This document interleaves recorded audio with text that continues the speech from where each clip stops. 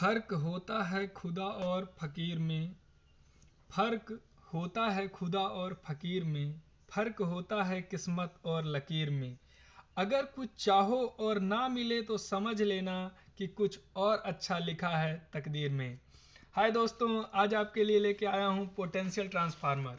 Potential transformer क्या होता है? या उच्च एसी विभव को नापने के लिए प्रयुक्त इंस्ट्रूमेंट ट्रांसफार्मर है। इसे पैरेलल में जोड़ते हैं या एक स्टेप डाउन ट्रांसफार्मर होता है। पोटेंशियल ट्रांसफार्मर का कनेक्शन किस प्रकार का किया जाता है, इसे आप देख सकते हैं। ये है कनेक्शन डायग्राम। ये जो पोटेंशियल ट्रांसफार्मर होता है तो हाई वोल्टेज को कम करके हमें आउटपुट में कम वोल्टेज देता है। इसका उपयोग ट्रांसमिशन लाइन में करते हैं हम। पोटेंशियल ट्रांसफार्मर के प्रकार: कन्वेंशनल बाउंड पोटेंशियल ट्रांसफार्मर या इलेक्ट्रोमैग्नेटिक टाइप पोटेंशियल ट्रांसफार्मर। इसका प्रयोग जनरली अब नहीं करते हैं पर बहुत कम करते हैं, चूँकि ये महंगा होता है, इस वजह से इसका प्रयोग कम किया जाता है। कैपेसिटर वोल्टेज पोटेंशियल ट्रांसफार्मर, इसका प्रयोग बहुत आयत से किया जाता है। आज के समय में इसी का प्रयोग किया जाता है। ये देखिए कैपेसिटर वोल्टेज पोटेंशियल ट्रांसफार्मर का डायग्राम इस प्रकार का होता है। पोटेंशियल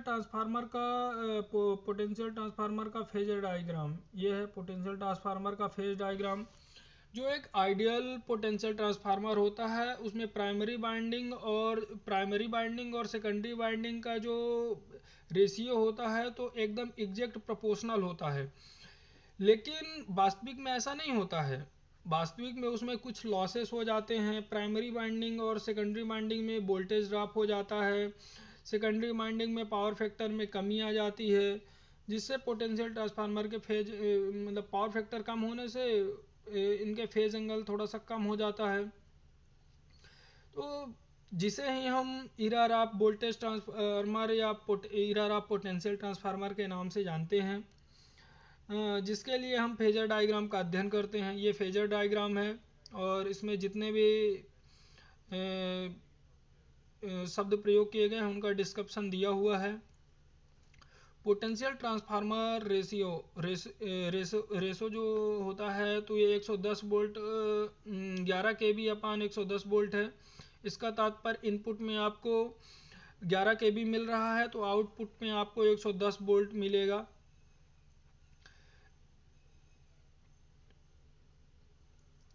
यदि आप देखें, जैसे यदि 25 kV का इनपुट है तो इसे 25 kV के इनपुट में 110 वोल्ट या 100 वोल्ट आउटपुट आपको मिलता है। तो 25 kV का जो इनपुट है और 100 वोल्ट का जो आउटपुट मिल रहा है तो आउटपुट को हम डायरेक्ट ले जा करके रिले से जोड़ते हैं। तो रिले से जोड़ते हैं तो रिले की बार्डन क्षमता, मतलब बार्डन क्लास बोलते हैं उसको, बार्डन क्लास कितनी हो सकती है। जैसे बैटरी की क्षमता आप लेते हैं एम्पियर आवर में, तो ऐसे ही इधर इसको क्षमता नहीं बोलते हैं, वार्डन के नाम से ही, वार्डन क्लास के नाम से जानते हैं। तो 110 वोल्ट है तो कितने मतलब कितना बोझ ढो सकता है, कितने रिले इससे ऑपरेट हो सकती हैं, तो वो रहता है। तो जैसे 25 kV ऑब्लिक 100 वोल्ट का जो पीटी रहता है तो वो 30 वोल्ट एम्पियर तक की उसकी वार्डन क्लास होती है। और 25 kV ऑब्लिक 110 वोल्ट की जो पीटी रहती है उसकी वार्डन क्लास रहती है 100 वोल्ट एम्पियर। ये होता है ट्रांसफार्मर रेशियो, जिसे हम सेकेंडरी में वोल्ट मीटर लगा करके वोल्टेज का मेजर करते हैं।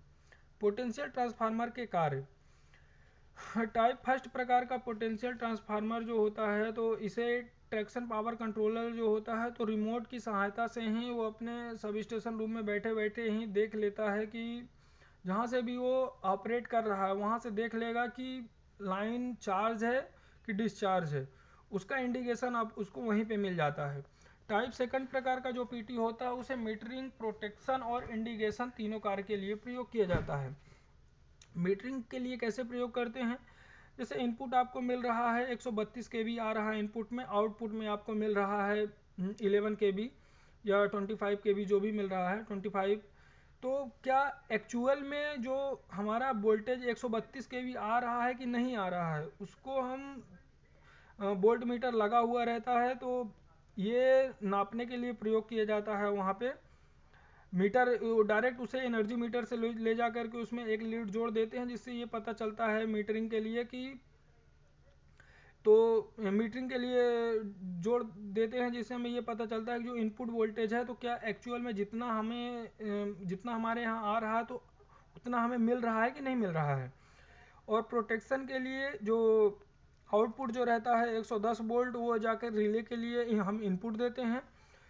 तो रिले जा करके यदि वोल्टेज कम हो गया या ज़्यादा हो गया या कहीं भी ब्रेक डाउन वोल्टेज हुआ, कुछ भी सर्ज उत्पन्न हुआ, तो डायरेक्ट जा करके ऑपरेट कर देगा ये सर्किट ब्रेकर को और हमारा सर्किट ऑफ हो जाएगा। इंडिकेशन टाइप थर्ड प्रकार की पीटी होती है, ये सिर्फ इंडिकेशन का कार्य करती है। ये टाइप फर्स्ट प्रकार का भी इसे कहते हैं, इंडिकेशन के लिए प्रयोग किया जाता है। इंडिकेशन मतलब ये आपको पता चल जाएगा कि लाइन चार्ज है कि नहीं है, ये इंडिकेशन होता है। इसके अलावा जो जनरेटर में भी कभी कभार प्रयोग किया जाता है, तो जनरेटर में इम्पीडेंस से सुरक्षा के लिए प्रयोग किया जाता है, और जनरेटर और फीडर को सिंक्रोनाइज करने के लिए भी पोटेंशियल ट्रांसफार्मर का प्रयोग किया जाता है। इसका मेंटेनेंस शेड्यूल जो होता है, तो इंसुलेशन रेजिस्टेंस का मान जो है तो हमें 6 महीने में एक बार चेक करते रहना चाहिए।